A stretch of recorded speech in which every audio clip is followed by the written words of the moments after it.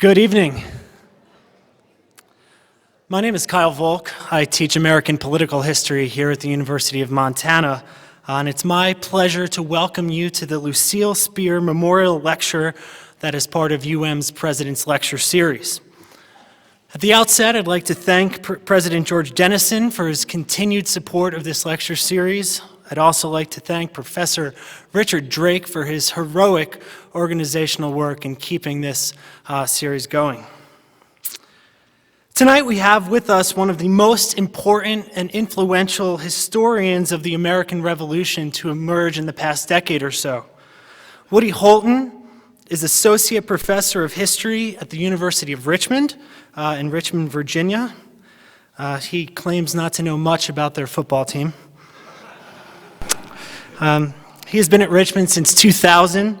He teaches early American and revolutionary history there. He's earned degrees from the University of Virginia and Duke University and is the author of multiple books and several important articles.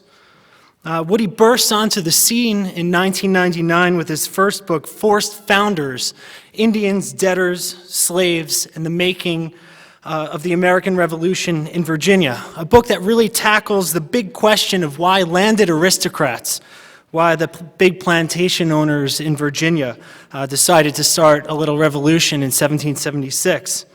And aside from winning several prestigious awards, Forced Founders has really become something of a modern classic. It's now required reading for undergraduates and graduates across the country. And certainly, this is one of the first places that I go to make sense of Virginia's revolutionaries. Tonight, we're going to hear material drawn from Woody's second major book project, Unruly Americans and the Origins of the United States Constitution, which was published in 2007 to great acclaim. Unruly Americans was listed as one of the best books in several major newspapers, including the Washington Post and the Boston Globe. And it was also the finalist for the National Book Award. I'm quite certain that it will join, if it hasn't already, the legendary work of Charles Beard and Gordon Wood as a touchstone interpretation of the founding of the United States Constitution. So without any further ado, please help me in welcoming Woody Holton.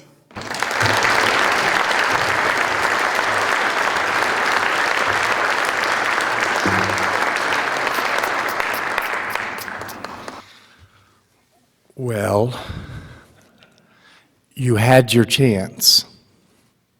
You kept saying, we can do it, let us try. And we gave you your chance. You had your chance, and you blew it. That, in a nutshell, this one learned me too.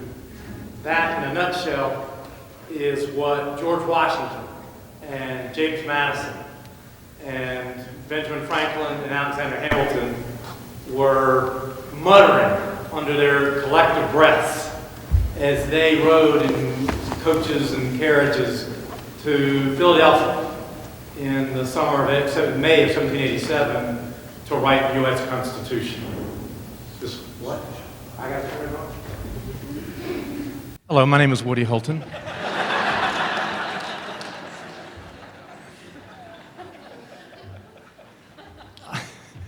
I'm not talking tonight about this earlier trip to Philadelphia in 1776 to write the Declaration of Independence, but about that second one in 1787 to write the Constitution. And it's a moment that we are often taught in school of great hope and great confidence. But I'm going to argue to you guys tonight that in many ways it was the opposite of that, a period of tremendous dread and disappointment. And to a great extent, what people were feeling regret and fear about was that earlier trip to Philadelphia to write the Declaration. There's a sense in which the U.S. Constitution in 1787 was a rebellion against the Declaration of Independence. And that's because men like Washington and Madison and Hamilton and Franklin believed that the American Revolution had gotten off to a good start, take power back from the tyrant King George III and give it to the people. Off to a good start, but then it had gone too far. And you guys know about plenty of revolutions from later periods, the French Revolution and the Russian, for instance, that did start off noble efforts to overthrow tyrants, but ended up in the gulag and the guillotine. And of course, those are still in the future in 1787, but that kind of gives you a sense of the fears that animated the people who wrote the Constitution. They thought this revolution, too, had gotten out of hand, had gone too far, and there's a tremendous extent to which what they were trying to do in Philadelphia 10 years after the Declaration of Independence was to try to put the genie back in the bottle. Let me stop arguing that myself and let them tell you. These are some quotes from the people who wrote and then campaigned for the Constitution describing the problem they faced. The one that you see the most is excess of democracy. That was a statement made at the Constitutional Convention, not only by Alexander Hamilton, sort of on the right, but also by Elbridge Gerry on the left. A consensus that the problem was a headstrong democracy, a prevailing rage of excessive democracy, a Republican frenzy, democratical tyranny, and my favorite, all right, one at a time, I got it. My favorite was democratic licentiousness. That was the problem, that a revolution to make the U.S. more democratic had made it too democratic. Look, this was a horse culture, and you can see the analysis that the Founding Fathers had of the problem they were facing in 1787 by some of the language, the equine language they used. Silas Deane said, "The reins of government are held with so feeble a hand that the multitude feel no restraint." And there was a preacher in Connecticut named Samuel Wales. He said that America's rulers, interesting, he was still using that term rulers in 1785. He said that our rulers were in danger of, quote, relaxing too far the reins of government through fear of displeasing the people. Gouverneur Morris, who's the guy who wrote the preamble to the Constitution, put the Constitution in its final form at the convention, referred to us, to ordinary Americans, as unruly steeds. George Washington spoke for many other people when he said that the big goal must be, let the reins of government be braced in time and held with a steady hand. So this is a description of the American Revolution as a wild horse that's gotten out of hand and has to be reined back in. We've got to take up the reins of government, for instance, as Benjamin Lincoln put it. Well, the Constitution did that. You and I think of ourselves as living in a democratic republic, but compare what came before the Constitution to what the Constitution did. Before, starting in 1776, the 13 states wrote their own constitutions, and every one of those 13 was much more democratic than the Constitution that was written in Philadelphia in 1787. In most of those states, all you had to do to get a law passed was to get it through the lower house of the Assembly, because the Senate was very weak. Only 2 out of the governors had the ability to veto legislation, and the courts were very weak, and they really couldn't overturn legislation either. So if those farmers, who were the vast majority of Americans, about 90% at the time, wanted something, all they had to do was get it through the lower house of Assembly, and those legislators in all but 2 states were elected every single year. So they were very accountable to the people in those original state constitutions, and in the eyes of the Founding Fathers, too accountable to the people. So they wrote a constitution where, as you know, it's not just a matter of getting a bill through an assembly elected every year. You've got to get it through the House, and then through the Senate, which is elected every 6 years, and not by the people, not until 1913. And then past the president, who is still, as you know, not chosen by the people and serves a 4-year term. And then it can still be overturned by the Supreme Court, which serves for life or for good behavior and is chosen indirectly by the president who himself had been chosen directly by the people. That's not an accident. That's a design on the part of the Founding Fathers to create an undemocratic constitution, to make the United States a less democratic place than it had been before. Now, I don't think they did that out of just sort of general contempt for the people. They did it for a very specific reason. And that reason was that in 1787, in fact, they were 4 years into it by that time, the United States was in the throes of a terrible, terrible recession. It was characterized by plummeting prices for real estate, ginormous government debt, and creditors, and capitalists, people with money who were afraid to lend that money out. Does any of this sound familiar? It's amazing. Everybody, all these newspaper writers have been comparing the present recession to the Great Depression, but a much better analogy. The recession that we're living through right now is much more similar to this recession that preceded the Constitution and actually, I think, led to the Constitution. That was the main reason the Founding Fathers showed up in Philadelphia in May of 1787, was they believed they had to do that to get us out of that recession. And specifically what they had to do was to make the country less democratic, because they believed the state legislatures, where all the power had been before, you know, Pennsylvania was as separate from Virginia as the United States and Mexico are today. These were 13 separate nations, and these 13 separate nations had, in the eyes of the Founding Fathers at least, given ordinary people whatever they wanted. And that had ended up hurting the entire economy. Now, before I sit down, I'm going to talk about some other people at the same time who also believed that the government was messing up the economy, but their perspective was the opposite of that of men like Madison and Washington. But let me lay out the Madison and Washington view first.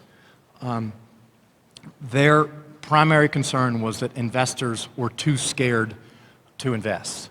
That is, that if they lent money out, they wouldn't be able to get it back, because these state legislatures were so responsive to ordinary people, and the vast majority of people are debtors, that these state legislatures would pass laws making it impossible to collect their debts. And one guy who really symbolized this problem was James Madison. In the spring of 1787, when Madison became the father of the Constitution, as they call him today, he was 36 years old, and he was still living with his parents. When I talk to students about this, I ask them, how many of you hope to still be living with your parents when you're 36? But I'm looking at this audience and also seeing some parents. How many of you hope to still have your kids living with you when you're 36? Not so many. Why? His father, wasn't from a poor family at all. His father was the richest guy in the county. Why was he still living with his dad? Because he had not yet come up with the capital to go up and start his own business and to get going on his own. He tried to do it. He went with the Marquis de Lafayette, the great general of the Revolutionary War, up to upstate New York, where a bunch of land had just been taken from the Iroquois Indians, and wanted to speculate in that land, formed a partnership with his friend James Monroe. They were going to get rich as land speculators. George Washington had done that, so they figured it would work for them as well. But this business of land developing, it's still true of developers today, you need startup capital. And nobody would lend Madison and Monroe that money because people were afraid that they wouldn't be able to get it back. So they wrote their friend Jefferson, who was over as our ambassador, basically, to the French court, Louis XVI, and he wrote and said, lots of rich people in Paris borrow some money there. But Jefferson wrote back saying, nothing doing. People here, and a little quote from Jefferson, the main reason that a wealthy French person won't lend money to Madison and Monroe is, quote, the habitual protection of the debtor would be against them. That is, if some rich guy in Paris lends money to Madison, and Madison either can't or won't pay him back, so they land in court together, there was a fear on the part of those wealthy people that this very democratic Virginia legislature would protect Madison. So here's, to me, one of the great ironies of the Constitutional Convention, that Madison went to Philadelphia for a right, to demand a right, but it's not one of the rights you've ever heard of. The right he was demanding was the right to be sued. And I think I hear some murmuring. I murmured when I first thought about why, but can somebody tell me, why is it a good thing to be suable?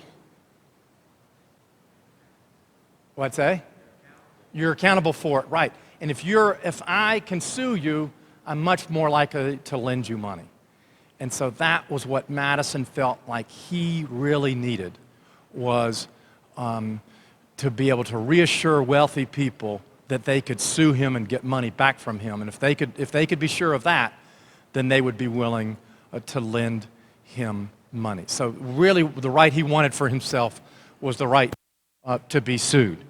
And so I said towards the beginning that I think it's important to see the Constitution as an undemocratic document, a sort of deliberately, as originally written, we'll talk about after that later, but it was an undemocratic document. It was also, I think, a capitalist document, specifically written to attract capital to the American economy. Having said that, I also want to add that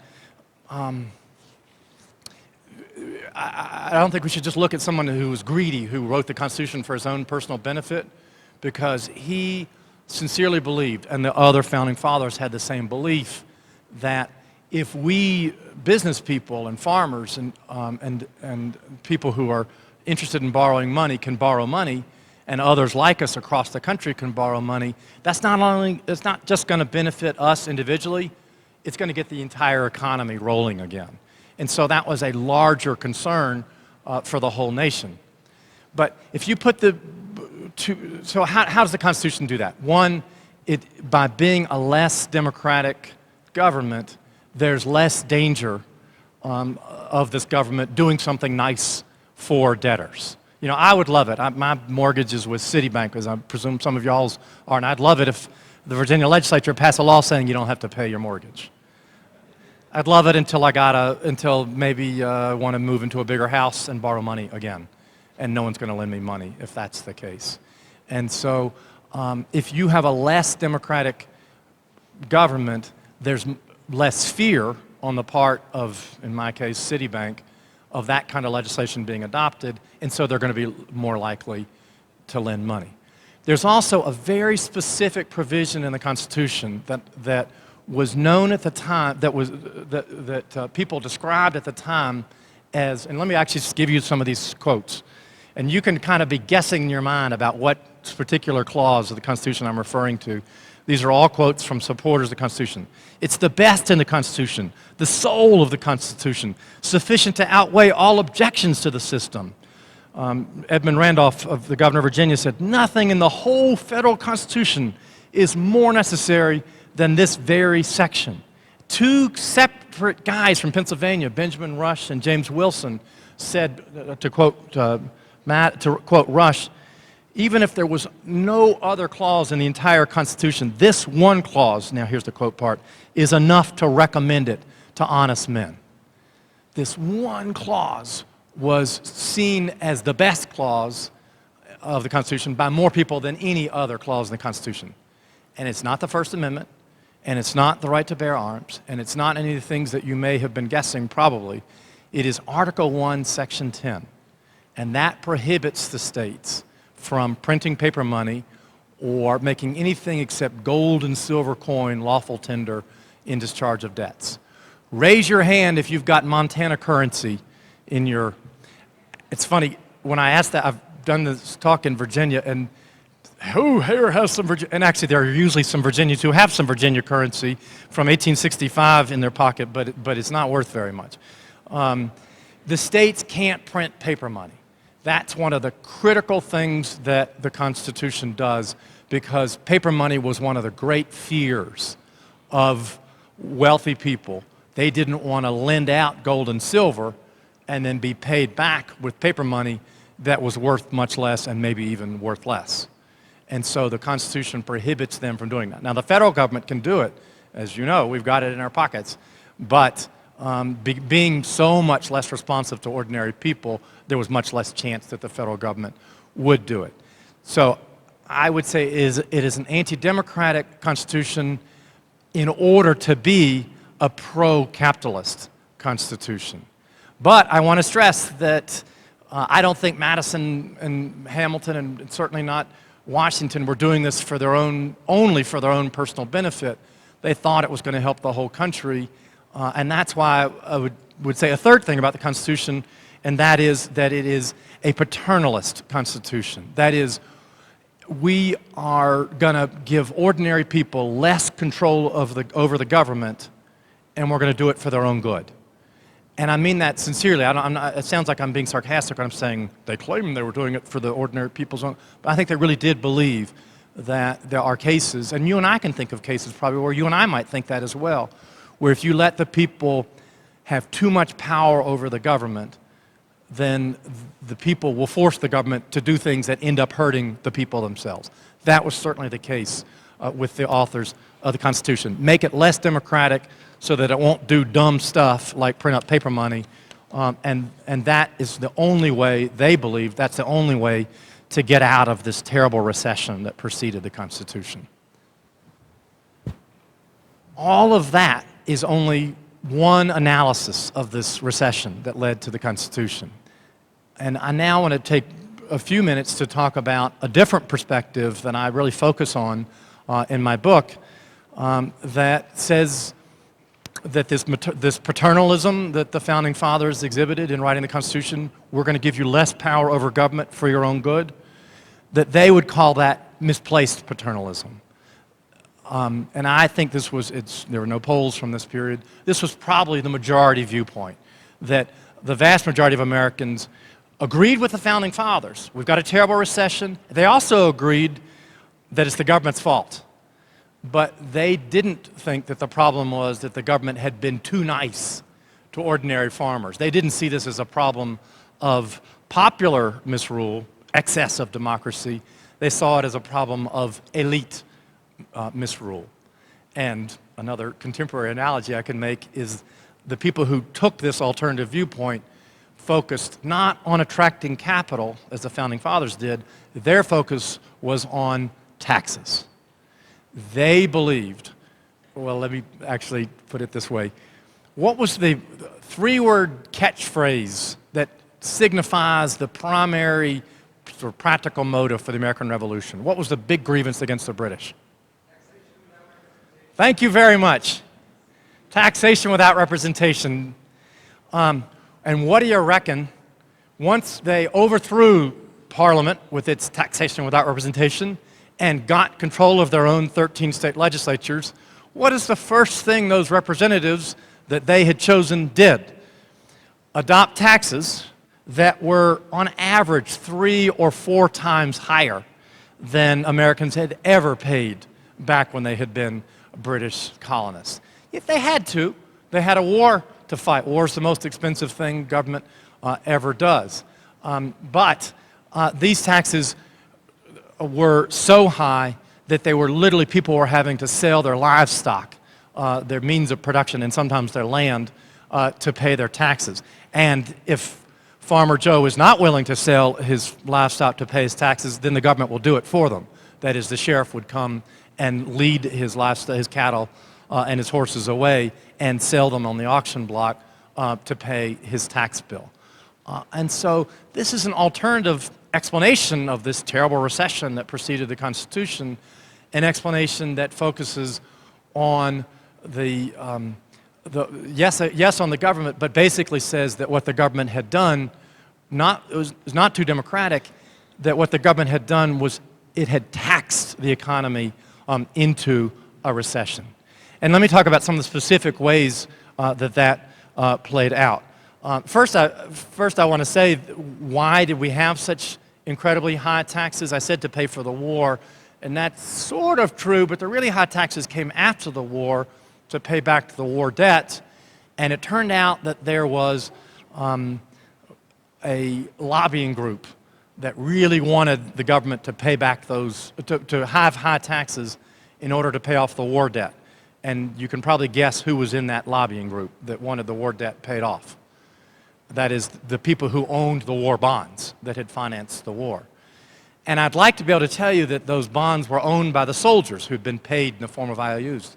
Washington and the Continental Army officers didn't have gold and silver to give the average grunt soldiers who'd won the war, so they gave them basically IOUs. And I'd like to be able to tell you that those soldiers still had those IOUs after the war, and that's what these very high taxes were for, to pay the soldiers back. But the reality is that these soldiers were paid these promissory notes after the war, but you can't eat a piece of paper. You can't wear a piece of paper. And so in order to literally, I'll give you the case of Joseph Plum Martin, who was a Continental Army soldier, mustered out at the end of the war in 1783, and just to get home from where his last posting near West Point on the Hudson River, just to get home to his home on the other side of Connecticut, he took these bonds that he'd been given and he sold them to a speculator at a fraction of the face value, and the money that he got from selling those bonds was enough to pay for his clothing and his food and lodging on his way home. So he had fought that war for a great cause and had been paid nothing. That was his whole pay for 7 years of fighting in the Continental Army, was zero, enough to get you home so you can start over again. Where do those bonds go? Into the hands of speculators who saw an opportunity and grabbed it.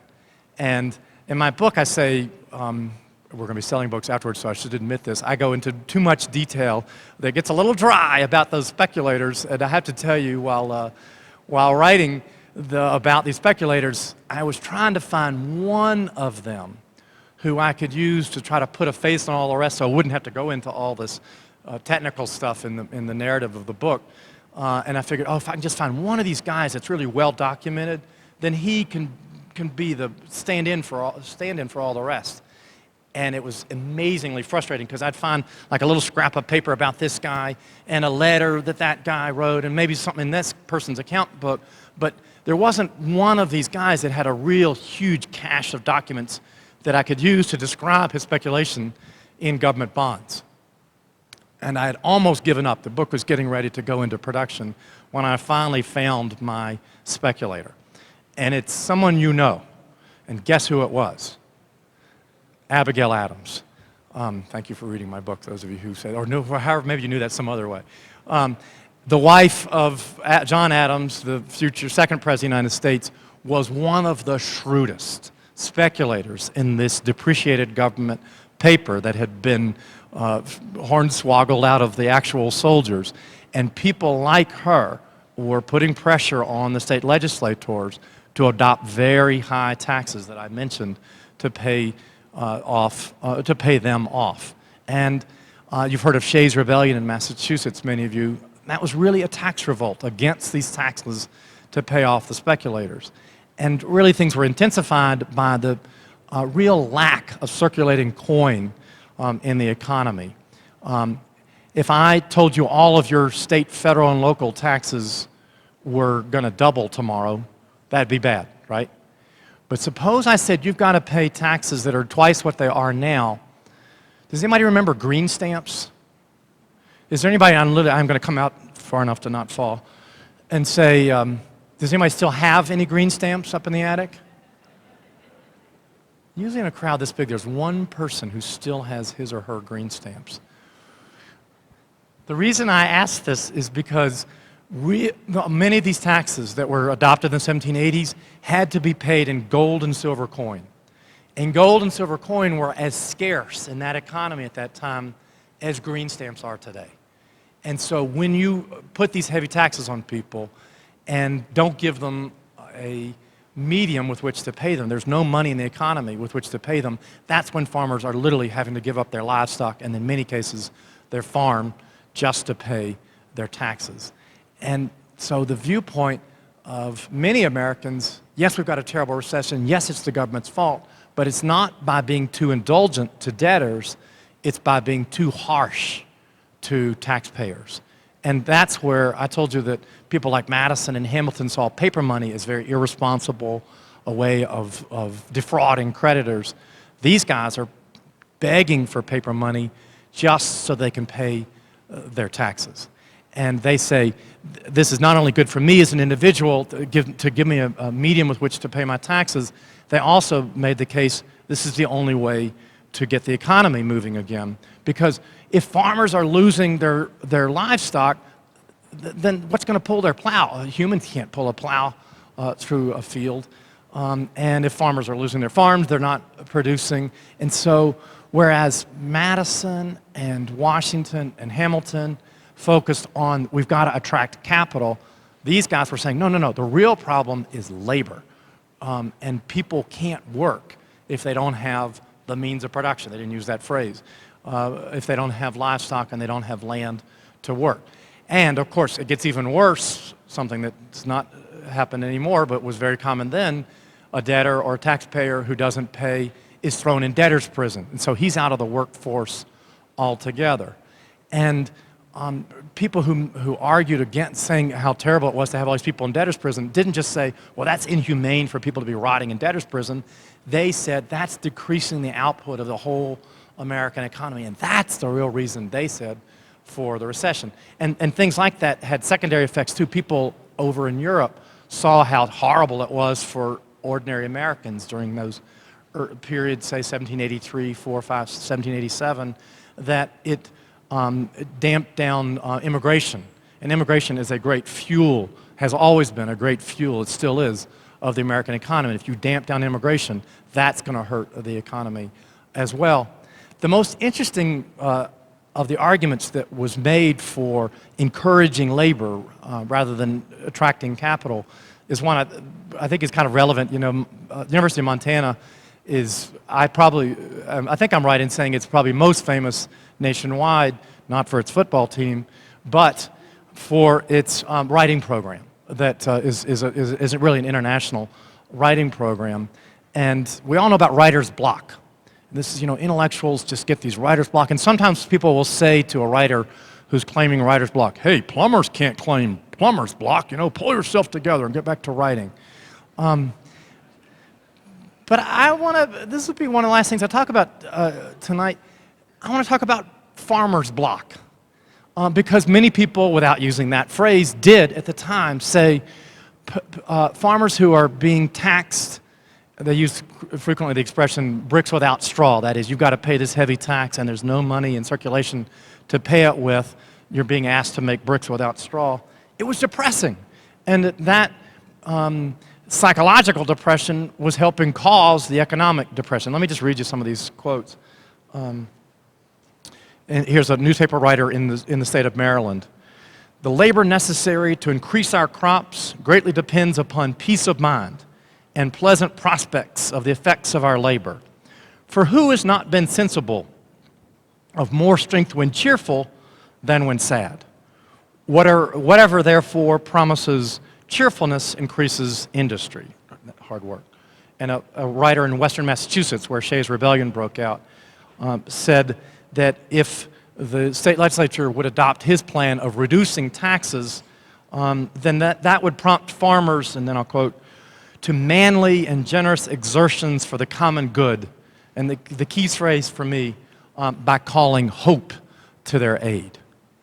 So I tried to lay out two different visions of what was wrong with America in the 70s. Everybody agreed we were in trouble.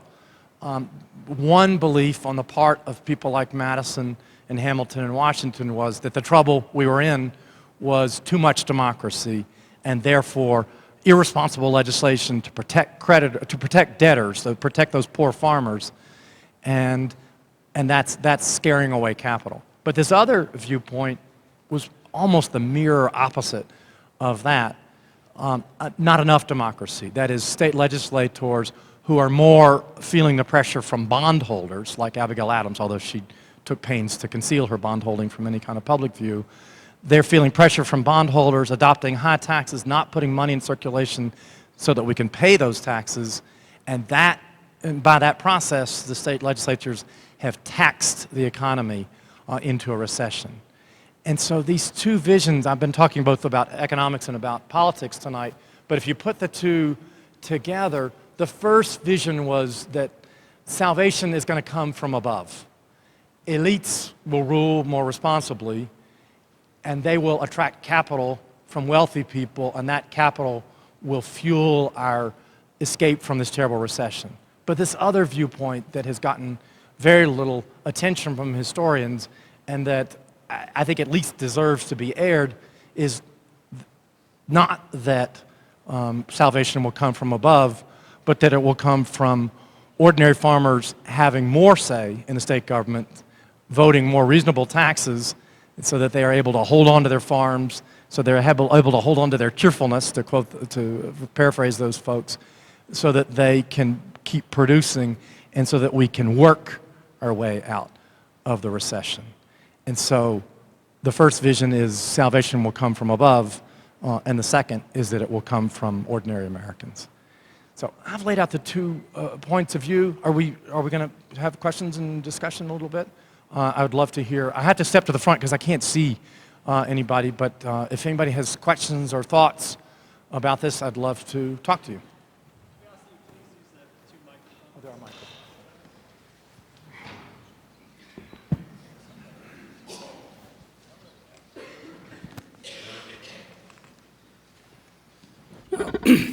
You describe a kind of a reactionary constitution that is formed by the salvation from above people. In response to in reaction to fears of overly democratic state legislatures, what were those fears based on? How realistic do you think those fears were? Or were they somehow magnified by this echo chamber among these people? Thanks, that's a great question. They certainly were magnified, but there was basis for them. First, I should say, paper money had been printed to help fund the Revolutionary War, and it had depreciated massively.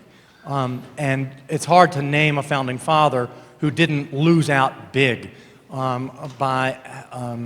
because most of them were creditors before the Revolutionary War. Washington had a lot of money out at interest. John Adams did. Jefferson did. And, in normal times, the creditor chases the debtor, right? You got to pay me, you got to pay me. But during periods of rapid inflation, hyperinflation, it's the other way around. That is, the debtor chases the creditor and says, I'm ready to pay you now, because they're paying with money that is worth almost nothing. So there's one example where there is a legitimacy in the fears of the founding fathers who wrote a ban on paper money into the Constitution. But I also want to say, if somebody from the other side was here, here's how they'd respond to that. They'd say, that was during the war. That was paper money that was funded, that was printed during the war. And most of the states that printed money after the war, before it was prohibited by the Constitution, it didn't massively depreciate. It had pretty much held its value. And even Hamilton had to admit that in his home state of New York, he thought it was going to depreciate, and he argued tooth and nail against New York printing paper money. He lost. Paper money was printed in New York, and Hamilton was honest enough to admit that actually it had not depreciated. So one way to answer your question is to say some bad things were happening. Rhode Island, even after the war, the paper money massively depreciated there. But then what you speculated in the second part of your question, I think, is also true. These fears were magnified by people who believed that a republic is naturally going to be a place of less responsible legislation than what we had been before, that is, colonies of a limited monarchy. But you wanted to follow up. Go ahead. No, that's good. Thanks. I appreciate that. Okay, thanks. Yes. Could you share with us an economic interpretation of the Bill of Rights, please? Aha. No, because I don't have one, but I'm glad you brought that issue up. There's a game I like to play with students in my classes, and I didn't play with it with you tonight because I know there's some ringers in the audience who've read the book and would have blown my trick, but I'll tell you it to you anyway. And actually, let me put it this way: think of specific phrases in the Constitution that really make you feel free. Let's see. Throw out some. What's a particular phrase that you're glad that's in there that makes Montana different from Tehran or Pyongyang, North Korea, or something? Tell me a phrase that makes you feel free. Makes no law, we the people. Okay, keep going. The right of habeas corpus. Okay. Freedom of the press. Any others? The phrase "no separation of church and state" is not in there, but there is the wall of separation is not in there, but the no establishment of religion, absolutely. Well, I would say the more general phrases that people threw out. Somebody said "we the people," which is in the preamble that Gouverneur Morris wrote. Many of our favorite general phrases, inspiring phrases in the Constitution, come from the preamble and a few from the original 9 articles. Somebody mentioned habeas corpus, which is in the original 9 articles. But most of the phrases you threw out, Congress shall make no law regarding establishing religion, and somebody else mentioned religious freedom, freedom of the press. I was expecting the Second Amendment and didn't get it, but that's okay. We've been talking a lot about unlawful search, about cruel and unusual punishment in the last couple of weeks. Here's my point. Most of what people most appreciate about the Constitution is not in the Constitution. It's in the document that the gentleman mentioned, the Bill of Rights. And it's important to remember that the framers of the Constitution didn't write a Bill of Rights. They didn't want a Bill of Rights. Not that they were anti-rights, but they had come to Philadelphia for a different reason. They had come to Philadelphia to get the country out of the recession and to get it on a footing that future recessions and future other problems wouldn't happen. And so the right to bear arms and the right to free press and so forth were just not on the agenda. Now, Elbridge Gerry of Massachusetts and George Mason of Virginia tried to put it on the agenda. They were voted down, and there was no Bill of Rights adopted. So why do we have a Bill of Rights? We have it because Gerry State of Massachusetts and Mason State of Virginia and New York and several other states said to the supporters of the Constitution, we won't give you these original 9 articles that give you, that ban paper money and that have this executive who can veto laws and a Supreme Court that serves for life. We don't give you any of that stuff unless you give us a Bill of Rights. And so I think the most important term you can use for where the Bill of Rights came from is that it was a strategic concession. That is, the Founding Fathers said, we're going to have to give the people this in order to get the people, in order to persuade the people to give us the Constitution. And so who do we thank for the Bill of Rights, which to me is the most important part of the Constitution? Who do we thank for that? Not the Founding Fathers, but the ordinary Americans who refused to be sheep. If people had been what I was kind of taught to be in school, obey authority. If the people had been passive and said, George Washington, oh, I venerate everything you do, as some of the readers of biographies of George Washington do today, if people of George Washington's era had done that, we would not have a Bill of Rights. So I'm glad you brought that up. Richard. Woody, one of the leading historians in America during the second half of the 20th century was William Appleman Williams of the University of Wisconsin. He wrote a number of very important books, one of the most important being The Tragedy of American Diplomacy, and he studied the period that you have discussed with us tonight. And toward the end of his career, he argued that the United States would have been a much better, freer, liberty-loving country had it retained the Articles of Confederation and never embraced the Constitution of the United States, which, like you, he felt was more of a hierarchical and even authoritarian document than the Articles had been. My question to you is this: if the United States had retained the Articles of Confederation, what kind of country would we have been? And a second follow-up question, I guess, would be, how would the classic debate between Thomas Jefferson and Alexander Hamilton have turned out? With Jefferson, of course, calling for the United States to remain a republic of yeoman farmers, and Hamilton desiring that the country become a center for manufacturing and commerce, and of course the Hamiltonian vision has won out thanks to the Constitution. But what is your vision of what American history would look like had the Articles of Confederation remained in place? Well, I hope somebody else will come in on this question. I'm not going to duck it, Richard, but this is one where I think any of us could give an equally interesting response to that. I think yes, it might. I mean, it's so far back, and so much has happened since then that we might, in fact, be a freer place if we had never gone the empire route. That is, I mean, it's interesting to try to imagine. Okay, we had 13 states in the Confederation. Do you imagine as far ahead as Montana joining the Confederation, and then all the way out to Alaska and Hawaii? So these 50 states in a confederation. I mean, it starts to look like Europe. I mean, the Articles of Confederation were actually like Europe today. The Articles of Confederation actually united Pennsylvania with Massachusetts less than Germany and France are today. They didn't have a common currency, for instance. But it would have been government at a more local level.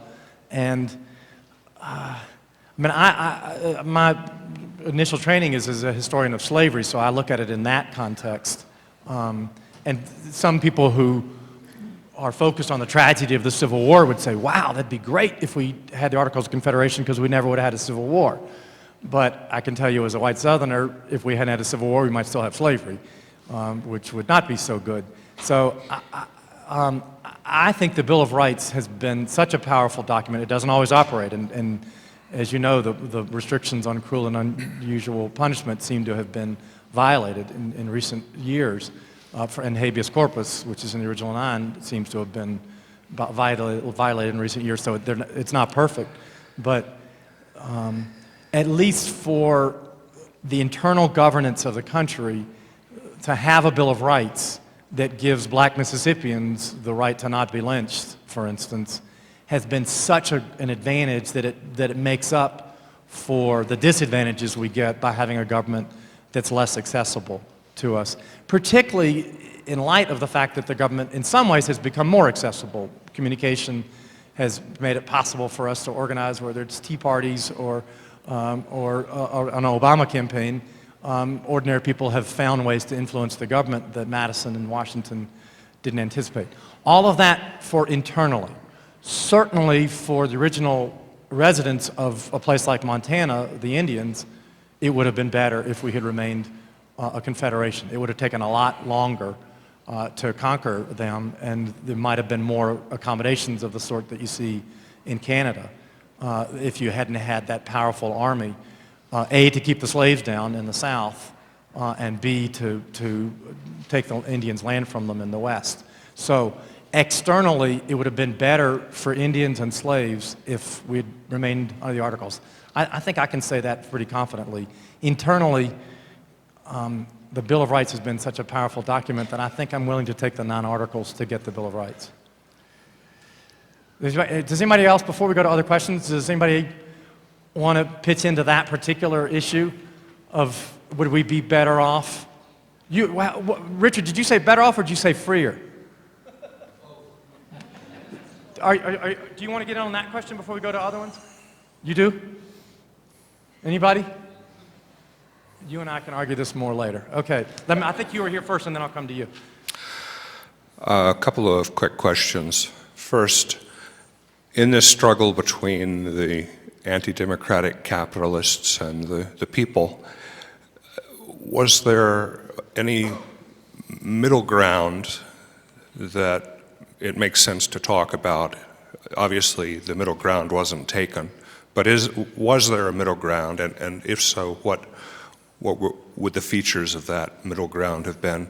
And secondly, we know in retrospect that the pro-capitalist Constitution, in a lot of respects, worked for capitalism, but we also know that, especially in the 19th century, but even up to the present, recessions weren't stopped. So does it make sense to ask whether, in that important respect, the framers of the Constitution were successful? Let me take your latter question. No, I'll do the first part first. One short answer to that, maybe too flippant, is that the Constitution with the Bill of Rights is a little bit of a middle ground. It's obviously a middle ground that's closer to the capitalist vision than to the other one. I'll tell you a middle ground that did come up at the time, which was to give the federal government the power to levy port duties, tariffs, they called them imposts at the time. And Continental Congress asked for those twice. And in 1781 and again in 1783, they had to have unanimous consent. And they couldn't get literally it was lost by one state both times around. And I often thought, it goes to Richard Drake's question about what would have happened if the Articles of Confederation had continued. If you'd had the Articles and that impost, the impost was a way to satisfy the bond speculators like Abigail Adams, pay them off in a way that's not too painful for ordinary farmers, because those port duties and tariffs are much easier to collect, and you're collecting them from merchants, not from farmers. And so that would have been another way to solve the problem. That would have been another middle ground. The two states that thwarted the imposts were Rhode Island on the first go-round and New York on the second go-round. And guess who thwarted it? New York and Rhode Island had their own imposts, and that's why they didn't want a federal impost. And why do they have their own imposts? To pay off their own state bondholders. So these bondholders, who I've been making the villain of the larger national drama, were also really the villains in the impost battle, too. Now, if I could go back in time, I might just say, the heck with them. Let's just say that when this particular, even though the Articles of Confederation say you have to be unanimous to amend it, let's just say when 11 out of 13 amend it, then it becomes the law of the land and impose an impost on Rhode Island and New York. And you might say, well, that's pretty radical and controversial to just totally flout the Articles of Confederation. But you can maybe guess my response to that, which is, what the hell does the Constitution do? Those guys were sent to Philadelphia in the summer of 1787 not to write a new federal constitution, but to propose amendments to the Articles of Confederation that would only become the law of the land after being unanimously ratified by all 13 states. And they just ignored that instruction, and the Constitution has been, I think, correctly described as a coup d'etat, a revolution. Now, it's the people themselves rebelling because they did get ratification, but the revolution, I think it's interesting to look at the Constitution as a coup against the Articles, because the Articles said, we have unanimously agreed to adopt these Articles, and because of that, they can't be amended without unanimous consent. And the Founding Fathers just decided to ignore the law. Now, on your second question, say 3 words and I'll remember. Whether the effort to protect against... Oh, right. That's enough. Thanks. Terry Boughton, who's at the University of Maryland, is working on this.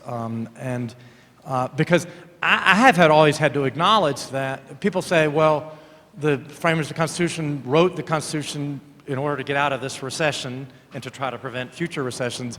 Were they successful? And I've had to concede, I'm kind of trying to argue this other position because it hasn't gotten much attention, but I've had to concede that the Founding Fathers were successful, that the economy really did take off in the 1790s.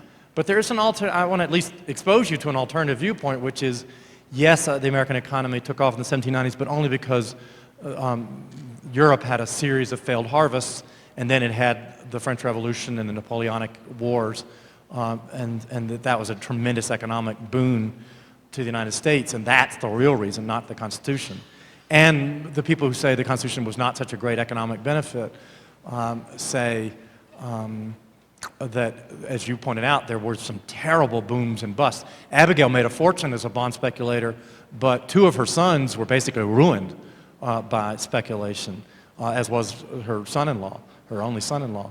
And so lots of people, the Constitution seemed to start a national boom-bust cycle.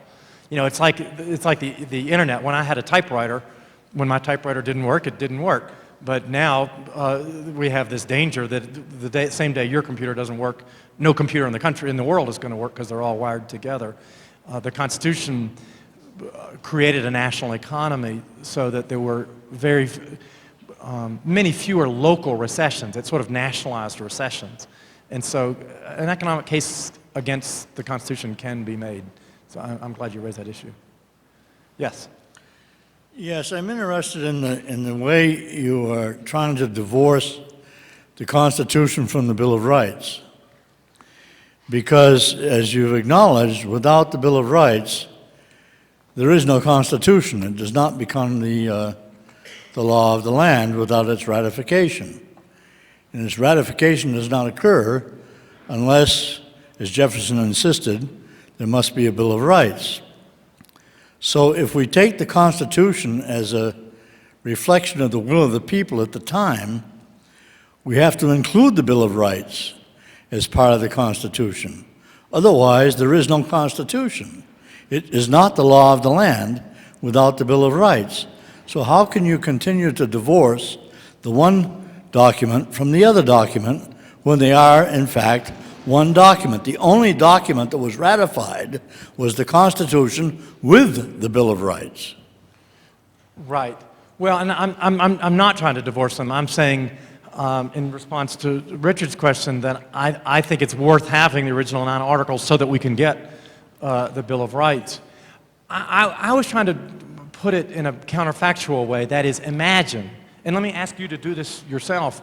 Imagine if the Americans at the time had a reverential attitude toward the Founding Fathers, the way many people do today.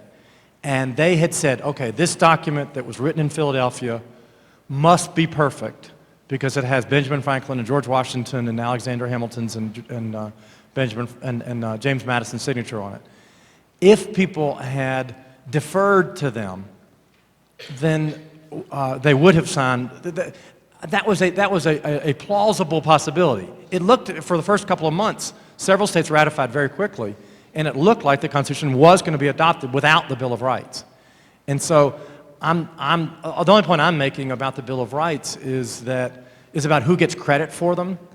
And I think it is not the people who wrote the Constitution. It's not Madison and Washington and so forth who get the credit. It's the people who refuse to accept it without a Bill of Rights.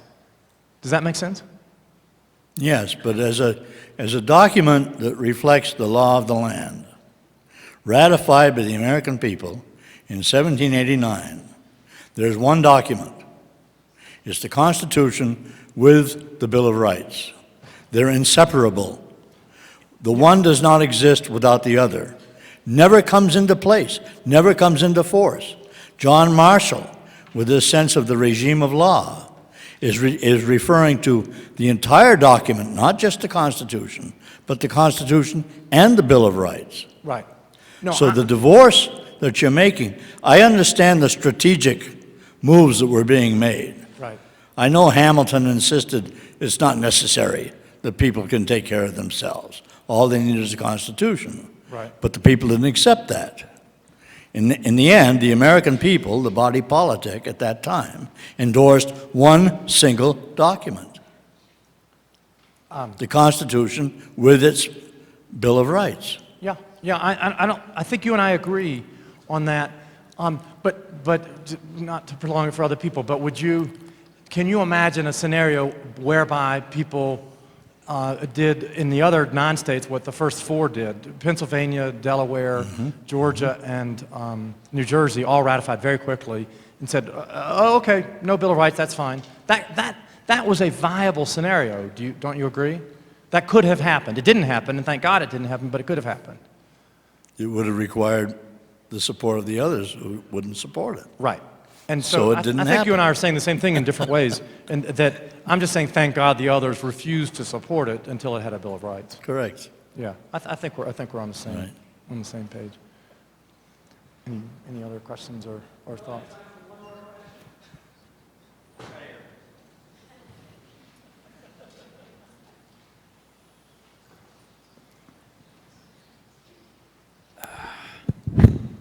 Hi there. My name is Brant Miller. When I heard you were coming out here and I heard the name of the lecture, I just assumed, and you already mentioned 3 parallels to today that the revolution had, and I wanted to bring forth a couple of more before I ask my question of you. You mentioned the 3 parallels economically. Obviously, there's 2 more that I want to bring to light. First of all was the Sedition Act that the British imposed on America, and today we have something similar called the Patriot Act. There's another parallel which I believe was one of the central reasons for the revolution in the 1700s, which was the centralized banking system of England. Jefferson himself said that he believed that banking institutions were more dangerous to our liberties than standing armies. And today, again, since 1913, as we all know, the Federal Reserve came into being.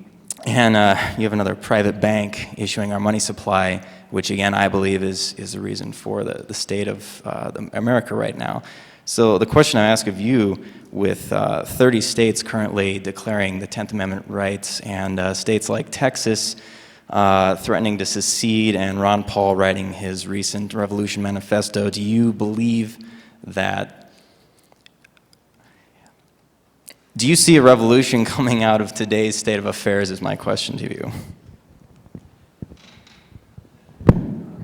Well, I appreciate you bringing those issues in. I'm not a prophet. I don't. I think having studied the dissatisfaction of the 1780s, I don't think the present dissatisfaction, as great as it is on a par with that.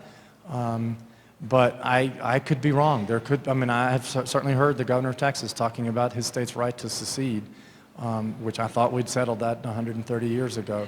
But I won't venture a prediction about that. I am aware that when I celebrate Unruly people, and incidentally, it was wonderful to hear that Lucille Spear, for whom the lecturer is named, was a document librarian here at University of Montana, and everyone who I've met described her as an unruly person, and I wish I could have met her, and it sounds like if she were still with us, and as not just in spirit, she'd be up at one of those microphones, and she and I would be having probably a good argument. But I realize when you celebrate that unruly spirit, you would get some people who are unruly in ways that you may not like as much as other ways. So I appreciate hearing from you. I don't agree with you on everything, I bet, but I appreciate hearing. It sounds like you do think a revolution is coming, and so I'm intrigued to hear your opinion, which is different from mine. So thank you.